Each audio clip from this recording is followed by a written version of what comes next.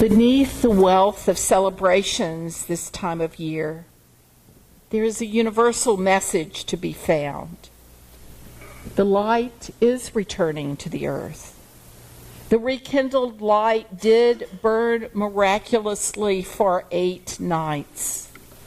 The candles lit in expectation of the coming of the baby Jesus remind us of hope and new birth. Yet each of the holidays carries a deeper message that should not be lost. At the heart of each of these celebrations is the message that we must find and hold as sacred the light that shines within each of us. Like the infant Jesus revered in Islam as well as in Christianity, we too are born with a love light within us. We too need to learn, as Jewish scholars taught, the flame from the scattering of the light must be carried within us so that we can help heal and repair the world. And even more important, religions call us to be in relationship, to be a light for others. This week I found a really wonderful blog by Parker Palmer that speaks to this. He writes, in times of deep darkness, we not only need light, we need to be a light for one another. That's a message we must take to heart as we find ourselves lost once again in the all too familiar darkness of America's culture of violence. Who better to deliver the message than Mary Oliver, who in a powerful poem that retells the story of the Buddha's last words, before he died, she tells us, he looked into the faces of the frightened crowd and said, "Make of yourselves a light." We are the frightened crowd the Buddha looked into as he drew his last breath. We are the people who need to be light for one another. There are many kinds of light. There's the light that allows people lost in the darkness to find their way home. There's the light of compassion that comforts everything it touches. There's the light of truth-telling about ourselves that allows us to see what we are doing or allowing that has helped bring this darkness upon us. There's the light that shows us the way forward toward a better world. There's the light of courage to walk that path no matter who says stop.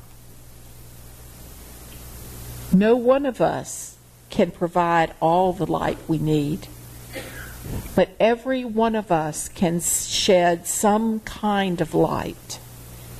Every day we can ask ourselves, what kind of light can I provide today? What kind of light will I find within that can be a light to one another?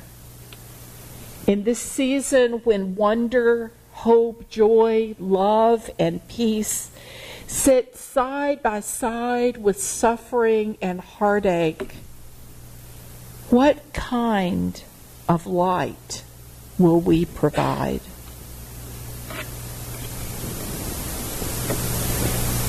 And in response, Victoria Stafford wrote these words. Now is the moment of magic when the whole round world turns again toward the sun. And here's a blessing. The days will be longer and brighter now, even before the winter settles in to chill us.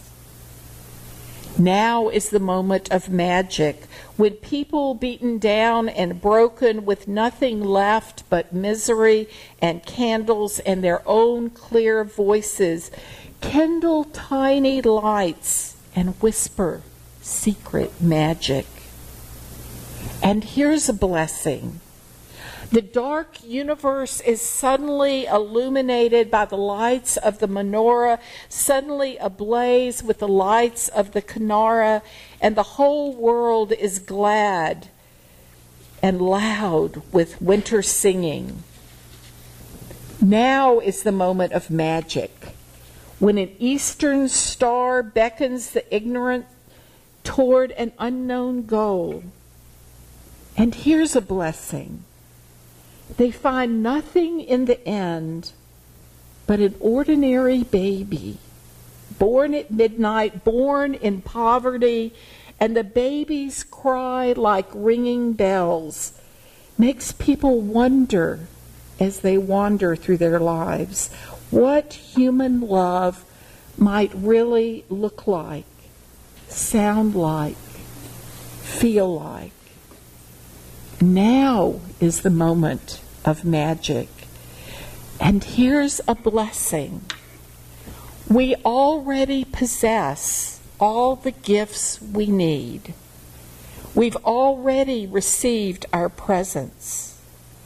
Ears to hear music, eyes to behold lights, hands to build true peace on earth, and to hold each other tight in love.